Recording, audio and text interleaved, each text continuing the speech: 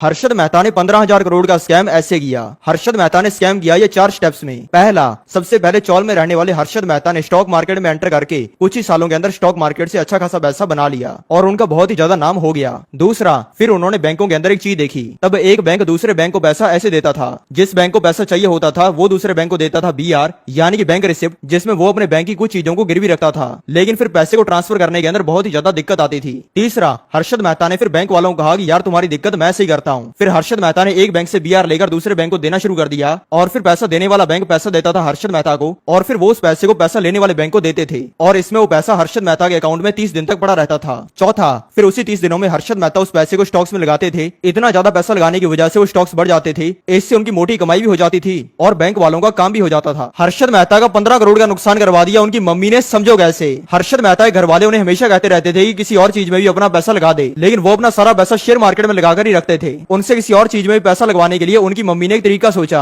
उनकी मम्मी ने हर्षद मेहता को कहा कि बेटा तुमने मुझे बचपन में कहा था कि मम्मी जब मैं पैसा कमा लूंगा तब मैं आपको घर दिलाऊंगा। हर्षद मेहता जो चीज को बोल देते थे उसको वो करते थे, लेकिन इस वादे को वो भूल ही गए थे और फिर वो लग गए अपनी मम्मी के लिए एक अच्छा घर ढूंढने के लिए। और फिर हर्षद मेहता को एक 2 करोड़ का घर पसंद आ गया। हर्षद मेहता ने उसे खरीदने के लिए 2 करोड़ रुपए का एक स्टॉक बेचा, जब उसका एक शेयर आता था लगभग 100 रुपए का, और उस पैसे से वो घर खरीद लिया। और फिर 10 सालों बाद जब हर्षद मेहता के पास में अरबों रुपया हो गया, तब उन्होंने सोचा कि चलो अब नया घर खरीदते हैं और ये पुराने वाला बेच के इसका पैसा दान कर देते हैं। हर्षद मेहता का वो घर सिर्फ 5 करोड़ का ही बिका, लेकिन जो 2 करोड़ के स्टॉक में से उन्होंने पैसा निकाला था जब उसका एक शेयर आता था 100 रुपए का, वो तब तक पहुंच गया था 1000 रुपए, यानी कि अगर वो उसे ना बेचते तो उनका 20 करोड़ का फायदा हो जाता और इसी वजह से उनका 15 करोड़ का नुकसान हो गया। हर्षद मेहता की ये 4 दुश्मन बनाना सबसे बड़ी गलती थी। पहले थे मन्नू मानिक, जिनको तब के टाइम पे ब्लैक कोबरा भी कहा जाता था। उनकी पावर इतनी ज्यादा थी कि वो जैसा चाहते थे स्टॉक मार्केट में वैसे ही होता था। वो बड़ी से बड़ी कंपनी के स्टॉक को तबाह करके रख देते थे, इसलिए बड़ी से बड़ी कंपनी के मालिक उनको पैसा देते थे ताकि वो उनकी कंपनी से दूर रहें और उनका ही स्टॉक मार्केट में सबसे ज्यादा नाम था। लेकिन फिर हर्षद मेहता ने स्टॉक मार्केट में एंटर करके उनको पछाड़ के रख दिया।